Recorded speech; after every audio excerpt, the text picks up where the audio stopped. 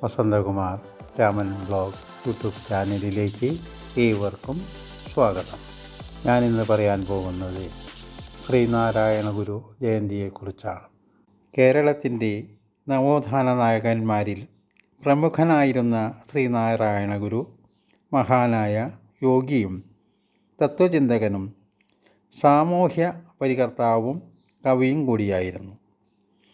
1856 August 20 Thiruvananthapuram ജില്ലയിലെ ചെമ്പഴന്തി ഗ്രാമത്തിൽ ജനിച്ചു.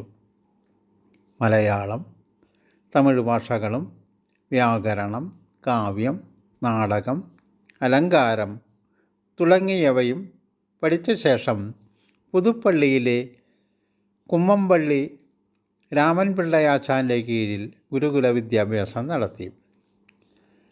അലൗകിക ചിന്തകളിൽ മുഴുകിയിരിക്കുക അന്നേ അദ്ദേഹത്തിന് പതിവായിരുന്നു. 30-ാം വയസ്സിൽ പിതാവിൻ്റെ മരണത്തോടെ അവധൂതനായി മാറി. 1882 വിവാഹിതനായെങ്കിലും ദമ്പതികൾക്കിടയിൽ മാതൃകാപരമായ ഗുരുശിഷ്യ ബന്ധമാണുണ്ടായിരുന്നത്. തൈക്കാട്ട് അയ്യങ്കാവ് സ്വാമി, ചട്ടമ്പി സ്വാമികൾ എന്നിവരുമായി പരിചയത്തിലായ ഗുരു 1884 മുതൽ നെയ്യാർ തീരത്തുള്ള അരുവിപ്പുറത്ത് ഒരു ഗുഹയിൽ ഏകാന്തവാസം ആരംഭിച്ചു. 1888 പ്രസിദ്ധമായ അരുവിപ്പുറം ശിവപ്രതിഷ്ഠ നടത്തിയത് ശ്രീനാരായണ ഗുരുവായിരുന്നു. 1903 ജനുവരി 7 SNDP യോഗം ആരംഭിച്ച ഗുരു 1912 ശിവഗിരിയിൽ ശാരദാ പ്രതിഷ്ഠ നടത്തി. 1914 ആലുവായിൽ അദ്വൈതാശ്രമവും സ്ഥാപിച്ചു. മദ്രാസിൽ കാഞ്ചീപുരത്ത് ശ്രീനാരായണ സേവാശ്രമത്തിന് തുടക്കം കുറിച്ചതും ഗുരു തന്നെ ആയിരുന്നു.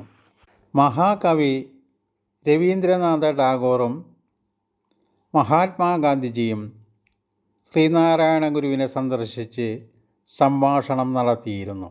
അധസ്ഥിതരുടെ ഉന്നമനത്തിനും ഐക്യം തുടങ്ങിയ സാമൂഹ്യ അനാചാരങ്ങളുടെ ഉച്ചാടനത്തിനുമായി ജീവിതം ഉഴിഞ്ഞുവെച്ച ശ്രീനാരായണ ഗുരുദേവൻ അദ്വൈത ധർമ്മം പ്രായോഗിക ജീവിതത്തിൽ പുലർത്തിയ യോഗീവര്യനായിരുന്നു. ശ്രീനാരായണ ധർമ്മസംഘം രജിസ്റ്റർ ചെയ്ത് 1928 അദ്ദേഹം സമാധിയായി.